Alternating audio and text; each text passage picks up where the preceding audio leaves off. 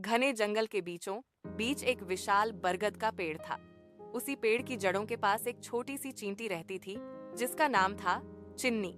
चिन्नी बहुत मेहनती और दयालु थी।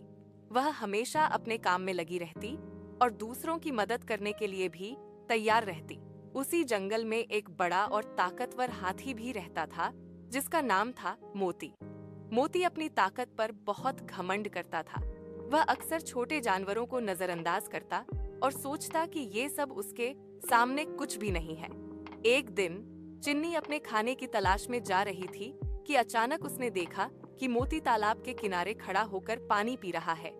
चिन्नी ने सोचा, इतना बड़ा है लेकिन अकेला लगता है। वह धीरे धीरे उसके पास गई और बोली, नमस्ते मोती भाई, कैसे हो? मोती ने नीचे देखा और हंसते हुए बोला, अरे तुम इतनी छोटी सी चींटी, तुमसे बात करके मुझे क्या मिलेगा? चिन्नी को थोड़ा बुरा लगा, लेकिन उसने मुस्कुराकर कहा, कभी कभी छोटा भी काम का होता है। मोती ने उसकी बात को नजरअंदाज कर दिया और चला गया। कुछ दिन बाद जंगल में भयंकर बारिश हुई। नदी का पानी बढ़ गया और चारों तरफ बाढ़ जैसी स्थिति हो गई। सभी जानवर अपनी जान बचाने के लिए इधर उधर भागने लगे। मोती भी पानी में फंस गया। उसका पैर कीचड़ में धंस गया था और वह बाहर नहीं निकल पा रहा था। मोती ने जोर जोर से चिल्लाना शुरू किया, कोई है, मेरी मदद करो।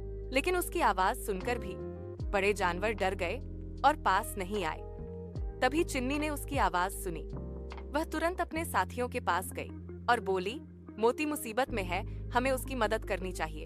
एक चींटी ने कहा, लेकिन वो तो हमें कभी महत्व नहीं देता था। चिन्नी ने जवाब दिया, मुसीबत में मदद करना ही असली इंसानियत और जानवरियत है। सभी चींटियां मिलकर वहां पहुंची। उन्होंने देखा कि मोती सच में बहुत परेशान है। चिन्नी ने कहा, डरो मत, हम तुम्हारी मदद करेंगे। मोती ने हैरानी से पूछा, तुम मेरी मदद करोगी? चिन्नी ने मुस्कुराकर कहा, हाँ, क्योंकि तुम भी हमारे जंगल का हिस्सा हो। फिर सभी चींटियों ने मिलकर एक योजना बनाई। उन्होंने आसपास की मिट्टी को धीरे धीरे हटाना शुरू किया। कुछ चींटियां मोती के पैर के आसपास कीचड़ को ढीला करने लगीं और कुछ सूखी टहनियां लाकर वहां जमा करने लगीं ताकि मोती को सहारा मिल सके।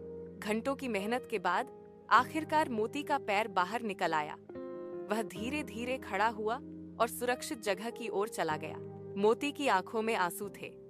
उसने चिन्नी से कहा, मैंने हमेशा तुम्हें छोटा समझा, लेकिन आज तुमने साबित कर दिया कि दिल और हिम्मत आकार से बड़े होते हैं।